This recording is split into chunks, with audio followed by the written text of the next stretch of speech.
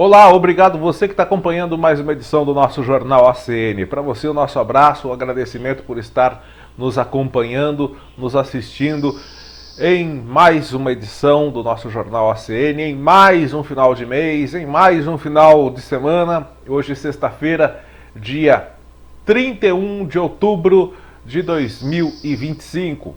Estamos aí há 60 dias praticamente do final do ano. E para você, o nosso abraço sempre. Agradeço você por estar sempre nos acompanhando. E continue assim, estamos nos nossos perfis no Facebook.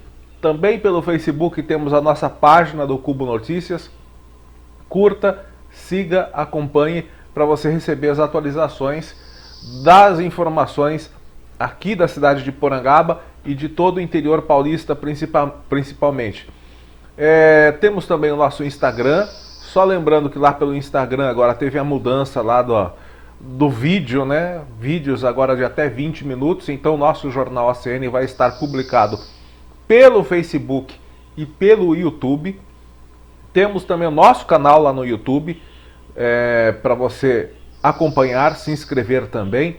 Temos a Rede X, o antigo Twitter, e o principal, o site do Cubo Notícias, sempre trazendo para você todas as informações e também as edições do Jornal ACN, tá bom? Você acompanha tudo que a gente coloca de informação e divulgação aqui da cidade de Porangaba e todo o interior paulista nessa sexta-feira chuvosa.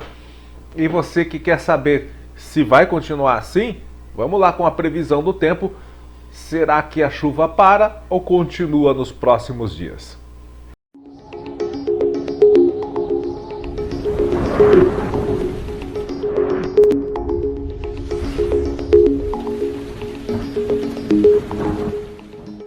Bom, respondendo a esta pergunta, se a chuva para ou continua, eu digo para você, continua nos próximos dias a chuva, continua também essa temperatura mais moderada, não teremos calor, também não teremos muito frio, então teremos para os próximos dias, para esse final de semana e também para a próxima semana praticamente, até previsão até próxima quinta-feira, de mais do mesmo que a gente está vivendo nos últimos dias, conforme a gente vê aí na tela. Hoje, sexta-feira, chovendo bastante, né? Já tivemos pancadas fortes hoje de manhã, tem previsão para hoje à tarde de chuva forte e à noite a chuva deve parar, mas teremos formação de nevoeiro entre a noite de hoje e amanhã, sábado, dia 1º de novembro.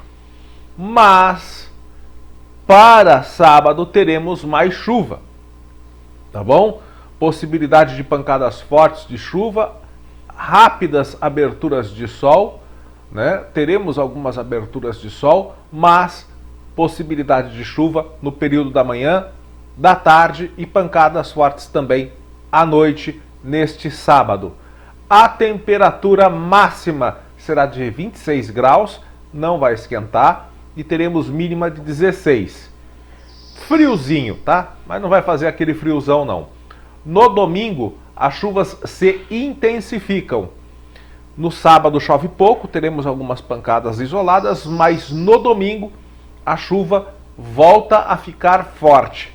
Teremos tempo predominantemente nublado, raríssimas aberturas de tempo, vai chover de manhã, à tarde e também à noite, com possibilidade de temporal pro domingo. E só no domingo, volume acumulado de 20 milímetros, então vai chover bastante. Temperatura máxima de 24, mínima de 19. Segunda-feira tem chuva também. O tempo na segunda-feira será nublado. Não devemos ter abertura de sol na segunda-feira, com possibilidade de pancadas moderadas e fracas de chuva, mas durante todo o dia, de manhã, à tarde. Lembrando, à noite tem formação de nevoeiro também na segunda-feira. Volume de 10 milímetros esperados de chuva para a segunda. Mínima de 19, máxima de 25 graus. Terça-feira, na terça-feira a coisa muda um pouquinho. Na terça-feira teremos mais aberturas de sol, mas também com períodos de céu nublado.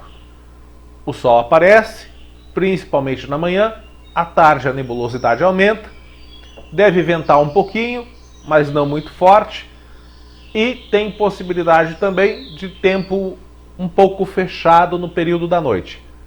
Só que na terça-feira o sol aparece um pouco mais, não deve chover não. Não deve ter possibilidade de chuva na terça. Teremos temperatura máxima de 29 graus, esquenta um pouquinho, e a mínima de 19. Para quarta-feira a chuva volta. Terça-feira não chove, mas na quarta tem possibilidade de chuva, sim. Só que de moderada a fraca intensidade. Na quarta-feira teremos pancadas de chuva, principalmente no período da tarde, pancadas fracas e moderadas. Teremos uma noite de quarta-feira com um céu nublado, raras aberturas de tempo, mas não deve chover na noite de quarta. Temperatura máxima de 28, mínima de 18. E na quinta-feira, o sol até tenta dar as caras no período da manhã, com rápidas aberturas de tempo.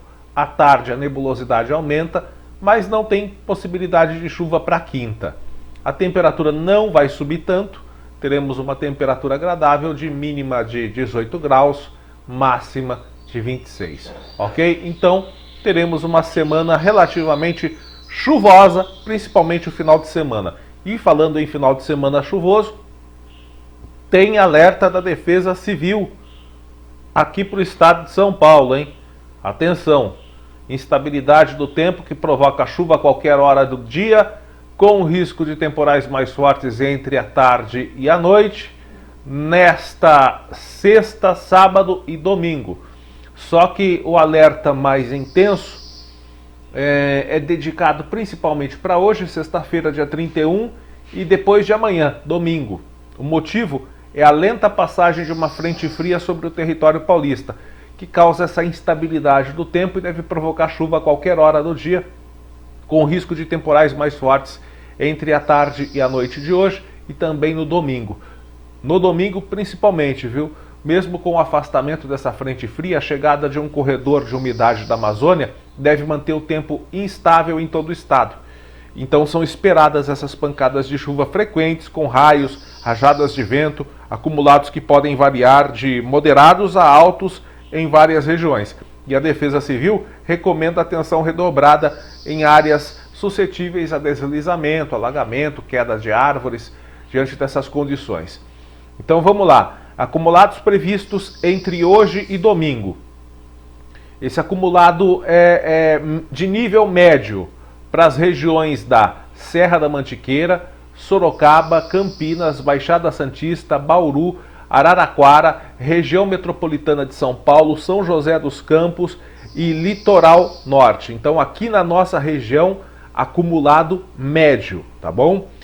Para regiões de Barretos, Franca, Ribeirão Preto, Vale do Ribeira, Itapeva, Presidente Prudente e Marília, acumulados altos e muito altos para as regiões de Araçatuba e São José do Rio Preto.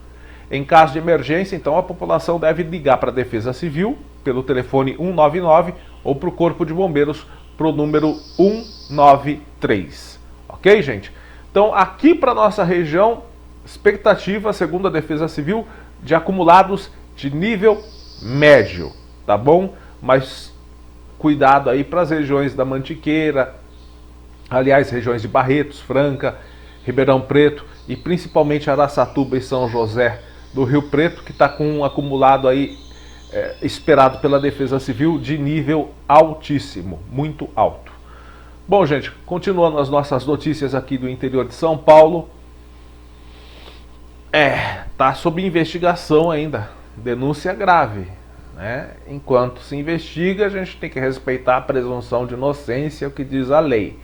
Mas as denúncias são bem graves, referentes a esse caso que aconteceu em Itapetininga, onde a Secretaria de Segurança Pública do Estado de São Paulo confirmou que um professor é suspeito de assédio sexual contra alunas de uma escola estadual em Itapetininga. Ele, segundo a Secretaria de Educação do Estado, foi demitido. A decisão foi publicada ontem no Diário Oficial do Estado.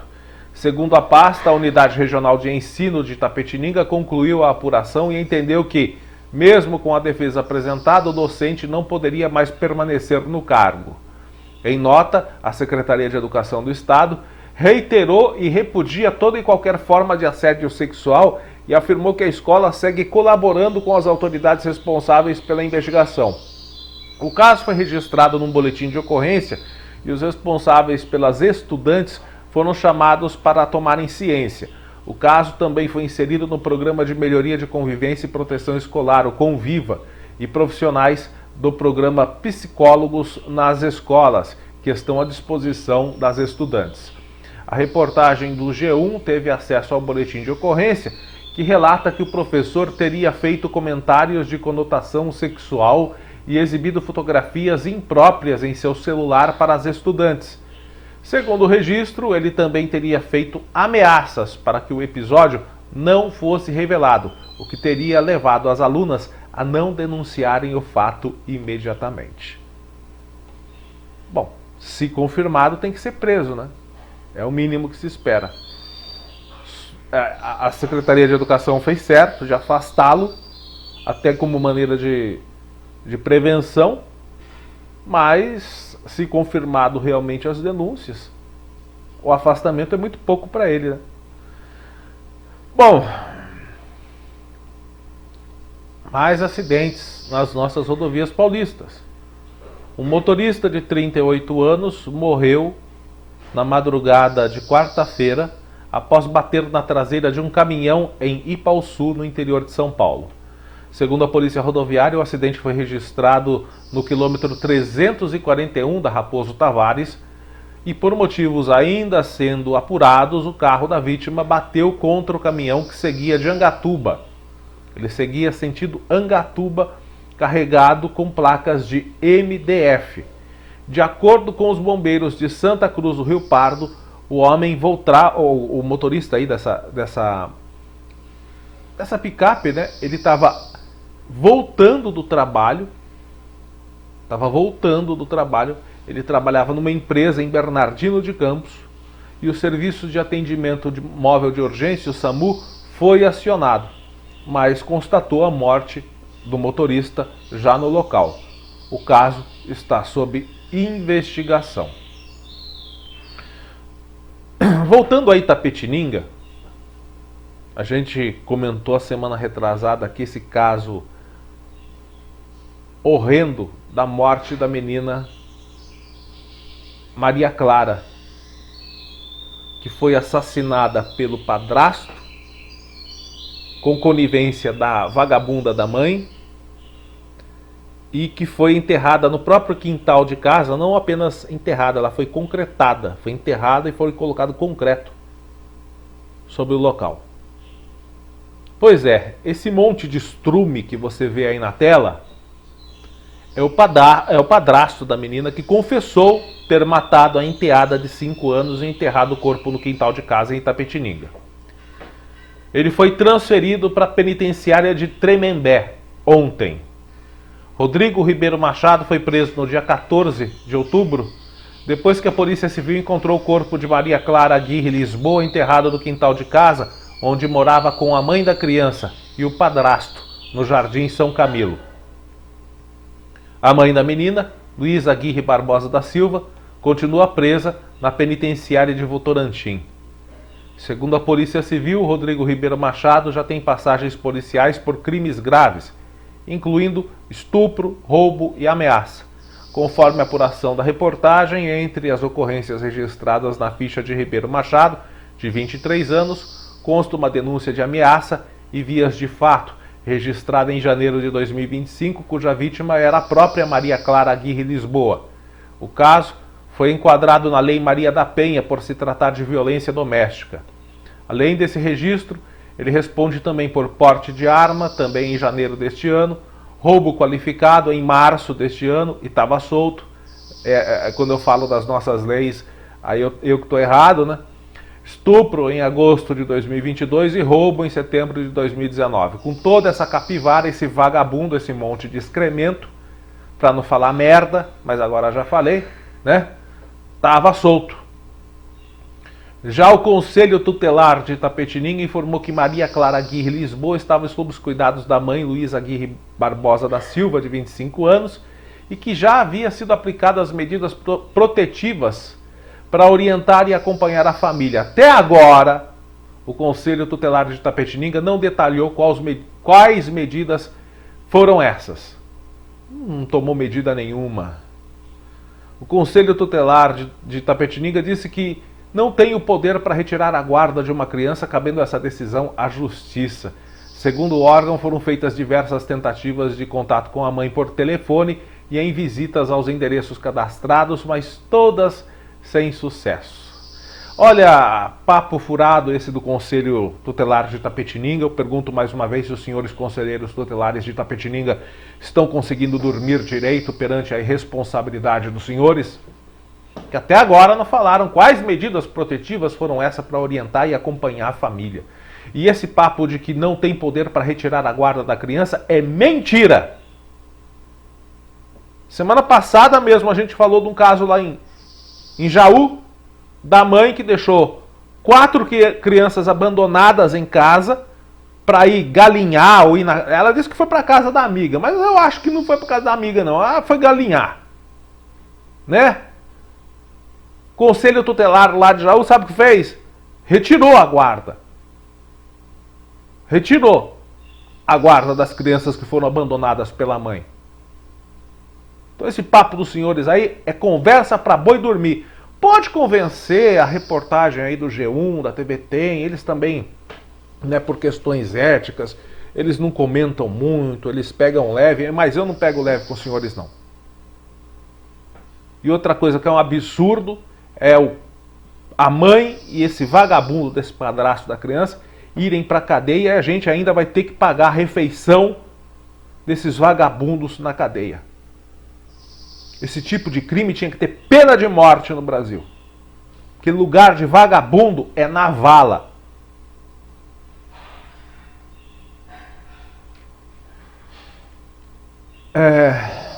Revoltante. Perseguição cinematográfica aqui no interior de São Paulo. Com direito a filmagem de helicóptero. Mostrar as imagens aí. Motorista que foi preso com 270 quilos de maconha foi perseguido por 30 minutos pelo helicóptero Águia da Polícia Militar após fugir de abordagem em alta velocidade pela rodovia Comandante João Ribeiro de Barros, entre Marília e Agudos. Segundo a Polícia Militar Rodoviária, o motorista desobedeceu a ordem de parada durante o patrulhamento e fugiu em alta velocidade, chegando a colidir com outro veículo e colocar em risco a vida de outros motoristas. Aí no vídeo a gente está vendo o veículo desviando dos carros e a interceptação da equipe policial. O acompanhamento contou com o apoio aéreo do helicóptero Águia 13 de Bauru e só terminou quando o veículo foi interceptado na rodovia Marechal Rondon, em Agudos. Segundo a Polícia Federal, a droga estava embalada em sacos plásticos, distribuída no banco traseiro e no porta-malas do carro. O condutor foi preso em flagrante, encaminhado à delegacia da Polícia Federal em Bauru, onde o caso foi registrado. Vamos ver por quanto tempo esse vagabundo, traficante, vai ficar na cadeia. Eu fumo mesmo essa p***, não dá nada. Né? Bom, a Polícia Civil prendeu ontem, quinta-feira, dia 30, 2 homens. E está procurando um terceiro suspeito de integrar uma associação criminosa especializada em furtar tratores aqui no interior de São Paulo. A ação conjunta do Departamento Estadual de Investigações Criminais, o DEIC, de Bauru e da Polícia Civil, cumpriu mandados de prisão e busca nas cidades de Chavantes e Santa Cruz do Rio Pardo contra um grupo suspeito de furtar tratores e revender as máquinas em outros estados e até fora do país. Foram pelo menos 6 ocorrências desse tipo. A operação, batizada de Armadilho, foi deflagrada na manhã de ontem pela primeira Delegacia de Investigações Gerais, a DIG, da DEIC de Bauru, com o apoio do GOI e da Central da Polícia Judiciária de Santa Cruz do Rio Pardo. De acordo com as investigações conduzidas pelo Grupo de Investigações em Áreas Rurais, o GIAR, os 3 suspeitos são 2 irmãos e o filho de um deles, que moram em Chavantes, e são apontados como responsáveis pelos pelo menos 6 furtos de tratores ocorridos entre novembro do ano passado e abril deste ano nas cidades de Lupércio, Lençóis Paulista, Galha e Santa Cruz do Rio Pardo. Portanto, ontem foram presos tio e sobrinho acusados de participarem dessa quadrilha, desse grupo criminoso. Falta agora o papai querido ser preso também. É o que a polícia está procurando e esperamos que ache logo. Bom, gente, nossa, esse acidente tem imagens fortes, né? Um acidente entre um carro e uma caminhonete que deixou ao menos 2 pessoas mortas e 4 feridas na rodovia João Melão, na altura do quilômetro 280 em Itaí. Foi terça-feira à tarde. Segundo informações da concessionária que administra o trecho, a batida aconteceu no quilômetro 280, uma das vítimas que morreu estava na caminhonete e a outra no carro. Outras 4 pessoas foram socorridas e encaminhadas ao hospital de Avaré. O estado de saúde delas não foi informado ainda. A rodovia foi liberada só no início da noite. A Agência de Transportes do Estado de São Paulo, a Artesp, informou que quando o carro atingiu o quilômetro citado, por motivos ainda não esclarecidos, bateu de frente com a caminhonete. Então não se sabe quem ainda invadiu a pista contrária, mas tudo está sendo investigado. Conforme a funerária responsável, o motorista Jailson Ricardo Benedito, de 34 anos, foi sepultado ontem, quinta-feira, em Caconde, aqui no interior de São Paulo. O corpo do outro homem ficou sob responsabilidade de uma funerária de Frutal, no interior de Minas Gerais. Ao G1, o pronto-socorro municipal informou 3 passageiros estavam na caminhonete e foram liberados. Uma mulher que estava em outro carro foi atendida em estado grave, depois transferida para a Santa Casa de Avaré. Bom, aconteceu agora de manhã, aqui no interior de São Paulo, aqui na nossa região, na cidade de Sorocaba. Em Raposo Tavares, o trecho da Raposo estava assim, hoje de manhã, interditado e com chuva. Acontece que um motociclista ficou ferido, ele caiu na rodovia Raposo Tavares e o acidente causou congestionamento na manhã de hoje. Segundo a concessionária que administra o trecho, o piloto da moto perdeu o controle da direção e tombou na altura do quilômetro 98, sentido interior. Foi por volta das 7 da manhã. Segundo as informações, chovia no momento do acidente. Equipes de resgate e operações foram acionadas para prestar o suporte e orientar o tráfego no local. O piloto foi socorrido com ferimentos moderados, foi levado para a UPA da Zona Leste. A faixa da direita foi interditada para atendimento da ocorrência, mas já foi liberada. Vamos com mais informações de acidentes. E agora, falando aqui de Porangaba. Pois é, vamos com o nosso noticiário local. Sábado nós tivemos o registro de um acidente aqui no nosso município. Para quem não acompanhou, vamos acompanhar agora. Então foi por volta das 19 horas que aconteceu esse acidente, 19h15, né? O motorista perdeu o controle do veículo que conduzia um Ford Versalhes. Ele colidiu contra o guarda-reio na rodovia Prefeito Benedito de Oliveira Vaz, na altura do quilômetro 58 mais 600, além do bairro do Adélio, em Porangaba. Nós chegamos ao local, assim que nós recebemos a informação, por volta das 20 horas. E quando nós chegamos ao local, flagramos o condutor, mais dois homens que estavam com ele no carro, sentados ao lado do carro, no guarda-reio ali, visivelmente, né, embriagados. De acordo com as informações, o condutor tentava cruzar a rodovia para acessar uma outra via de acesso, uma outra entrada. Ele estava saindo de uma entrada para entrar em outra, né? Bem na frente. Só que ele perdeu o controle da direção, devia estar vendo dobrado, né? Ainda mais à noite, começo da noite, e atingiu a proteção metálica e quase invadiu um terreno particular. No automóvel estava o motorista e mais 2 acompanhantes, que a gente, como eu disse, testemunhou sinais visíveis de embriaguez. Eles não se feriram, mas poderiam ter matado alguém, né?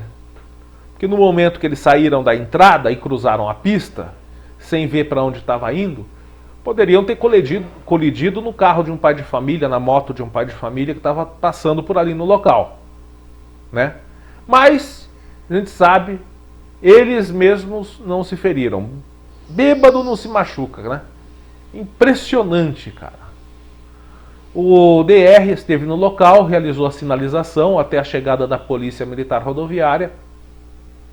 Durante a abordagem, que a Polícia Rodoviária chegou cerca de 40 minutos depois, 1 hora depois, o motorista confessou que tinha bebido bebida alcoólica, que tinha ingerido bebida alcoólica. Mas ele disse que não queria fazer o teste do bafômetro. Como foi? Não sei. O que foi que aconteceu? Não sei. Você capotou o carro? Não sei. Eu estou lhe fazendo uma pergunta. Estou lhe respondendo, não sei. Bebeu hoje? Não. Não bebeu? Não sei. Não sabe ou... Não sei. Como é que foi o acidente? Não sei. Ele também afirmou que a Carteira Nacional de Habilitação, a CNH dele, estava vencida. Então, diante da situação, ele foi autuado por embriaguez ao volante, mesmo com a recusa do teste, porque ele confirmou que estava embriagado. Condução de veículo com documentação irregular e dano ao patrimônio público em razão do impacto no guarda-reio. O DR providenciou a remoção do veículo, o trânsito no local seguiu normalmente, sem necessidade de interdição. Mais uma vez a gente pede para as autoridades do Brasil, deputados, senadores, vamos lá mexer no Código Brasileiro de Trânsito? Vamos. Porque agora, no máximo, ele vai pagar uma multa de 4 mil pelo fato de ter bebido. Vai ficar 1 ano com a carteira suspensa, o que não significa que ele não vá dirigir, porque ele já estava dirigindo com a CNH, segundo ele próprio confessou a policial que estava lá, que estava com a carteira vencida. Então, para ele, vai fazer diferença nenhuma, carteira vencida. Ele vai cagar e andar para isso, né? Vai pagar só uma multa de 4 mil e possivelmente vai continuar dirigindo nas nossas estradas da região aos finais de semana, que isso foi sábado à noite, com o rabo cheio de cachaça, podendo matar um pai, uma mãe de família ou até mesmo uma família inteira. O que, graças a Deus, não aconteceu dessa vez. Mas pode acontecer diante dessas nossas leis que são muito fracas para quem é pego dirigindo embriagado ao volante. Não pode fazer não quer fazer, não pode obrigar a fazer o teste do bafômetro. Negou fazer o teste do bafômetro, prende, vai preso do mesmo jeito. Aí, se o cara nega fazer o teste do bafômetro, é a mesma coisa que o cara que nega fazer o exame de DNA quando acusam ele de ser pai de uma criança. Presume-se que ele é culpado. Se ele se recusa, ele tem que responder com a pena mais pesada. E só 4 mil de multa não dá mais. Tem que aumentar essa multa aí. Aumentar e muito, para tirar as cuecas desses caras que são pegos dirigindo bêbados. Não dá. Bom, gente, vamos mudar de assunto. Vamos colocar imagens que nós recebemos aí da Prefeitura de Porangaba.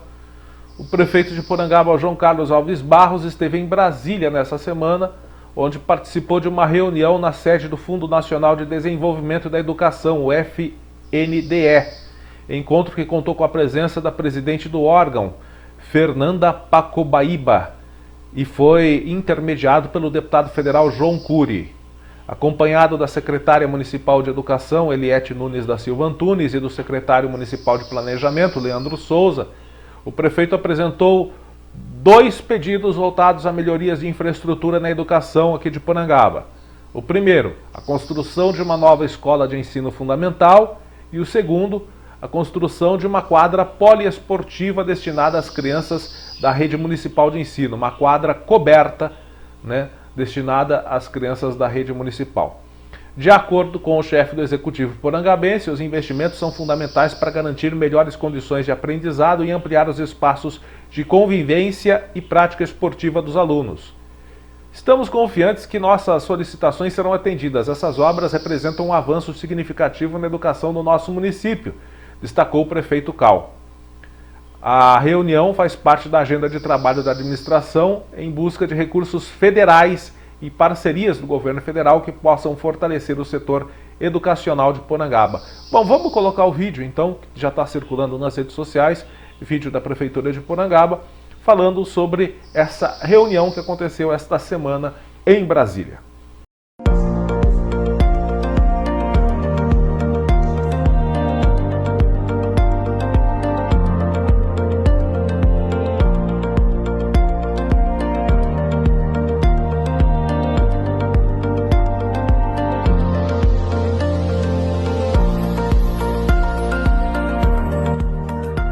Olá pessoal, hoje estamos aqui em Brasília para uma grande reunião. Estou com a secretária da Educação, Eliette, estou aqui também com o Leandro, nosso secretário de Planejamento. Essa reunião foi no FNDE, onde trouxemos 2 demandas muito importantes para a nossa educação de Porangaba. Uma das demandas é uma escola fundamental e a outra demanda é uma quadra coberta para todas as crianças da nossa rede municipal. E quem nos acompanhou nessa reunião com a presidenta Fernanda foi o deputado federal João Cury, que vem nos ajudando muito nessa cidade, mas ajuda muito mesmo. Por último foi as casinhas, 20 casas populares da Minha Vida, Minha Casa. Então, pessoal, eu tenho certeza que uma dessas 2 demandas, a gente vai conseguir para a nossa cidade. E a outra, se puder, a gente faz com recurso próprio. Mas é isso aí, pessoal, aqui os trabalhos não param. Porangaba, no rumo certo. Deus abençoe a todos. Pois bem, gente, esta semana nós tivemos até uma semana relativamente tranquila, né? Nós tivemos algumas ocorrências policiais, mas nada assim muito grave, né? Dentre elas, a Polícia Militar de Porangaba estava realizando na noite de terça-feira uma ação de patrulhamento que resultou na captura de um homem de 42 anos procurado pela Justiça por crime de tráfico de drogas. A prisão aconteceu durante patrulhamento de rotina na Vila São Judas Tadeu. Segundo as informações, a equipe da PM estava patrulhando a rua Nestor Machado quando visualizou o suspeito em frente à própria residência. Os policiais já tinham conhecimento prévio da existência de um mandado de prisão contra ele. Na realidade, ele já estava respondendo em regime aberto por tráfico de drogas, né? Olha só que beleza, gente. É isso que eu fico puto da cara, meu Deus. O cara vai preso por tráfico de drogas e tem direito em responder em liberdade. Aí o que acontece? A gente recebeu informações da Polícia Civil que ele não cumpriu os requisitos da liberdade provisória, né? E por causa disso, do não cumprimento, é que a Justiça determinou, né, que ele fosse apreendido novamente. Durante a abordagem, ele foi, né, confirmado, foi confirmada a identidade dele em consulta ao sistema. Os policiais encontraram lá o mandado de prisão em aberto, expedido pela Justiça pelo crime de tráfico de drogas. Após receber voz de prisão, ele foi conduzido para o pronto-socorro para passar por exame de corpo de delito, o que não constatou lesões nele, e em seguida foi apresentado ao plantão policial lá em Botucatu, porque essa ocorrência foi à noite, né, por volta das 20h30. Então, ele foi apresentado lá em Botucatu. Então, parabéns à ação eficiente e rápida da Polícia Militar, que demonstra preparo e comprometimento com a segurança pública e reforça o trabalho aí incansável da corporação no combate ao crime e na manutenção da ordem em Porangaba e região. Outra ocorrência também, não tão grave assim, também na terça-feira, só que essa foi à tarde. Por volta das 14h30, a Polícia Militar também estava em patrulhamento e prendeu um homem em flagrante por porte ilegal de arma de fogo de uso permitido, aqui em Porangaba. A ocorrência foi registrada na rua Coronel Joaquim Miranda da Silva, após uma abordagem a um veículo em atitude suspeita. Segundo o boletim de ocorrência, durante patrulhamento pela Avenida Cristino Manuel de Miranda, os policiais visualizaram uma caminhonete GM S10 que ultrapassou a viatura em alta velocidade, aparentando desrespeitar o limite permitido na via. Diante da situação, a equipe decidiu realizar a abordagem. Ao notar a presença da viatura, segundo a polícia, o condutor aumentou ainda mais a velocidade. Ele foi acompanhado e interceptado pouco depois na rua Coronel Joaquim Miranda da Silva, aqui no centro de Porangaba. Durante a busca veicular, os policiais localizaram uma espingarda calibre 28, marca Boito, com uma munição pronta para uso sobre o banco traseiro, além de 2 munições intactas do mesmo calibre encontradas no console central do veículo. O motorista disse que era realmente proprietário da arma, porém que não possuía registro e nem porte legal. Então, diante disso, ele recebeu voz de prisão em flagrante, foi enquadrado no artigo 14 da Lei 10.826 de 2003, o Estatuto do Desarmamento. Ele foi conduzido ao pronto-socorro, fez o exame do corpo de delito, não constatou lesões, foi apresentado na delegacia aqui de Porangaba. A autoridade policial ratificou a prisão, mas estabeleceu uma fiança no valor de R$ 1.550, conforme a lei diz que ele tem direito ao pagamento dessa fiança. Ele pagou, então vai responder ao processo em liberdade. A arma e as munições foram apreendidas e permanecerão à disposição da Justiça. Bom, gente, muita atenção. Você que quer fazer um curso técnico aqui em Porangaba, muita atenção. São os últimos dias para você se inscrever neste curso que você vê aí na tela. É o curso técnico de finanças que vai acontecer em Porangaba. Nós já divulgamos aqui, as inscrições começaram dia 10 de setembro, mas vão terminar agora, segunda-feira, dia 3 de novembro. As aulas serão na IMF Joaquim Francisco de Miranda no período noturno. Então você pode fazer esse curso tranquilamente, mesmo que você trabalhe. É o curso técnico em finanças. Então é um curso importante, é um curso que vem através do Centro Paula Souza, né, a ETEC Salles Gomes. Você pode fazer a sua inscrição pela internet, pelo site vestibulinho.etec.sp.gov.br. A divulgação dos locais de prova vai acontecer no dia 25 do 11, dia 25 de novembro, mas você deve fazer a sua inscrição agora. O exame vai ser dia 30, tá? Mas a divulgação dos locais da prova serão feitas no dia 25. Então faça a sua inscrição, dia 3 termina. A inscrição é pelo site da ETEC, vestibulinho.etec.sp.gov.br. Você faz a sua inscrição, faz o vestibulinho no dia 30 de novembro e, se você passar, poderá fazer um curso técnico gratuito aqui em Porangaba, aulas noturnas na Joaquim Francisco de Miranda, curso técnico em finanças, algo muito importante para sua capacitação profissional. Ok, gente? Então não perca tempo. Bom, pessoal, por hoje é só. Tivemos uma semana relativamente tranquila aqui na cidade de Porangaba, mas estamos de olho e estamos acompanhando tudo o que acontece em Porangaba e toda a nossa região. Para você não perder nada e acompanhar muitas vezes, às vezes até acontecimentos de última hora através das nossas lives, né?